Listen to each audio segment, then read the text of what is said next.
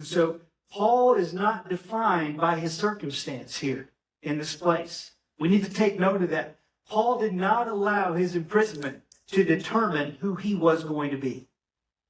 In fact, he flips everything on its end and he says, no, he said, I see this as an opportunity to spread the good news.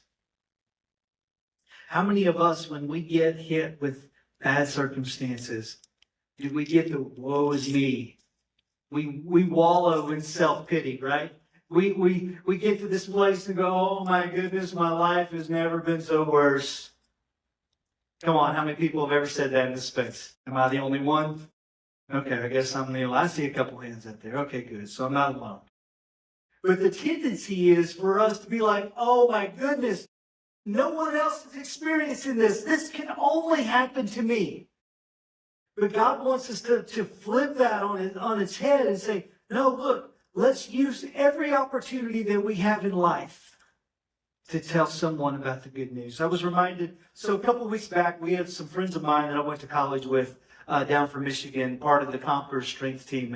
And Mike and I were having this conversation about a couple of years back. Him and his wife were down here in Gulf Shores for a week or so, and they had some car trouble. And he took it into a shop and took it into the shop, and the shop guy took off all the wheels, all the tires, everything, was looking at everything, could not find a problem. Couldn't find a problem at all. Calls Mike back. He comes and gets his vehicle, and he starts driving down the road, and he hears the same noise. He calls the guy back, says, hey, the same noise that I brought it there for, he said, it's still there. He said, well, bring it back into us one more time. He said, we looked at everything. We drove it around. We didn't hear any noise. We didn't see anything. Isn't that right? When you take it to a mechanic, right? The noise you've been hearing, they never hear, right? Or experience. That's the way it works, right? And so he ends up getting an appointment a couple of days later, takes it back to the shop, and they end up looking at it, and they end up calling him back saying, and we still didn't find anything. We drove it around even farther. We took all the tires off. We took all the wheels off. We looked at everything, looked at your transmission. Nothing is wrong with your vehicle. And he happened to notice that in the lobby, there happened to be a lady there with her child. And she looked really distraught and distressed. And so he walks up to her, and while he's waiting, he begins to talk to her, and he begins to hear part of her story and how she was here, car broke down, and now they have all this trouble. They just came down here to get away for a weekend because they needed that for their family. And by the way, we all need rest. So just hear me on that. We all need rest. And so she was trying to get away for a bit to rest and then heading back home with her child, and the vehicle breaks down. And now she's like, now I've got to pay all this money that I really don't even have and everything else. And this is Paul's prison right now. And Mike begins to inquire more and goes up to the guy at the counter, and he said, well, hey, how much would take care of her tab? He gives him the price. He says, okay. He said, I'm going to give her the money for that.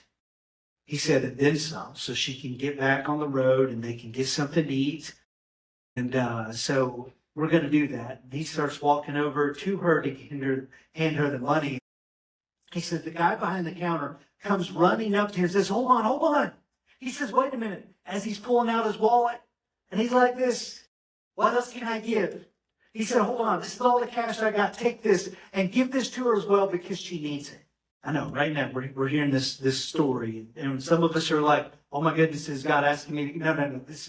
This is about God breaking through in the middle of things when we think they're falling apart. And so he walks up to the lady, and he gives her cash.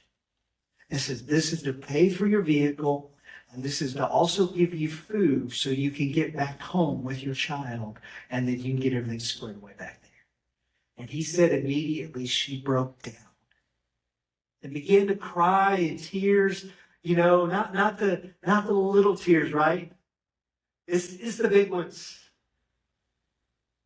And then he said, well, can I pray with you? And she said, yes. He begins to pray with her. And in his prayer, he prayed words like, I pray today that you know that you are seen, you have value, you have purpose, that God has not forgotten about you. I tear up when I hear about this myself. And he said, as soon as they were done praying, the very thing that she was in that lobby praying for was this, is that she would know that God still loves her, that God still cares for her, and that God sees her right where she's at.